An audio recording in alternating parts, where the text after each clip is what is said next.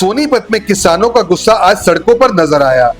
हरियाणा सरकार द्वारा खरीद सीजन में बायोमेट्रिक समेत नई शर्तें लागू करने के विरोध में किसानों ने डीसी ऑफिस पर जोरदार प्रदर्शन किया और उन्हें ज्ञापन सौंपा। प्रदर्शन की अगुवाई किसान नेता अभिमन्यु ने की। रबी सीजन में गेहूं और सरसों की खरीद के लिए लागू किए गए नए नियम अब किसानों के लिए परेशानी बनते जा रहे हैं।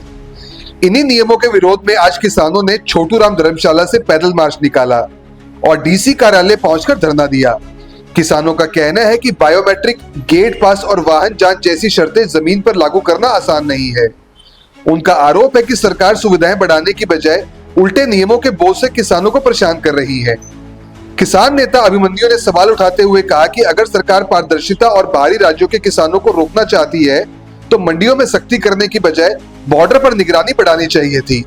उनका कहना है कि मौजूदा हालात में कम स्टाफ और ज्यादा किसानों के बीच ये व्यवस्था सही तरीके से चल पाना मुश्किल है। देखो, जो सबसे बड़ा मुद्दा है वो ये है कि जो फसल खरीद के संबंध में जो ये काले नियम बनाए गए हैं हरियाणा सरकार द्वारा, ये बिल्कुल भी व्यवहारिक नहीं है और ये जमीन पर लागू हो ही नहीं सकते।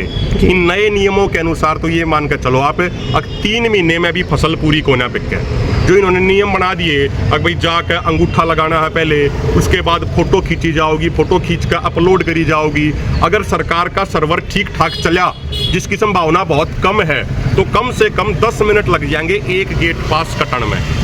और 10 मिनट में अगर एक गेट पास कटाएगा और हम ये मान लें कि मंडिया के दोनों गेटों पर इन्होंने अगर मशीन लगा दी, तो इसका मतलब घंटे में मात्र 12 गेट पास कटेंगे और 14 घंटे तक गेट पास काटेंगे, सुबह 6 से लेकर शाम के 8 बजे तक। तो पूरे दिन में तो मात्र 168 गेट पास कटेंगे। जबकि आप सब ने पता है कि जो गेहूं का सीजन हुआ है वो तो 14-15 दिन का हुआ है। उस टाइम तो हर आदमी में तो दो बन जाए, किसी तरह टाइम है ना होता। तो उस समय तो हजार ट्रेली हर मंडी में डेली आती हैं। तो ये 200 गेट पास काटेंगे तो अधिक से अधिक, बाकी सड़क पर खड़ी रहेंगी, सड़क पर जाम लग जाएगा, किसान परेशान होगा, जाम लगेगा तो आने जाने वाले परेशान होंगे। तो इस अनुसार तो 2-2.5 महीने में भी जाकर फसल नहीं बिके।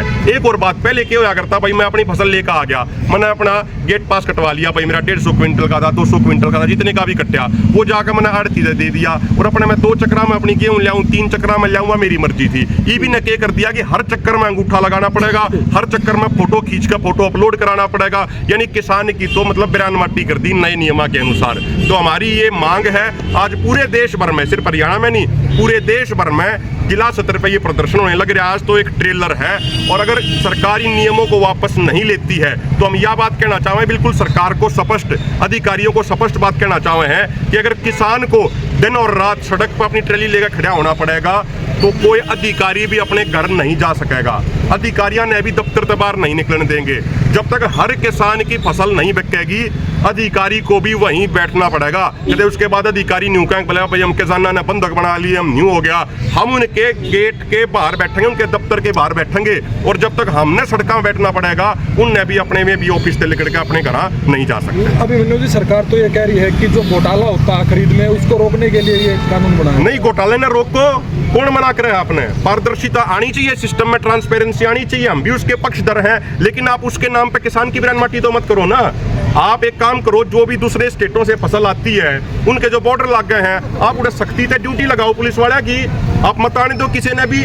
अगर वहां पे पुलिस वाले अपने सख्ती से ड्यूटी देंगे तो न्यू क्यों करा जाएगा जी? कोई अपनी फसल लेकर, कोई हेलीकॉप्टर में तो आता नहीं अड़क, मैं हेलीकॉप्टर में आकर अपनी फसल ही अड़े गिर गया, सड़क पे कहीं आता होगा।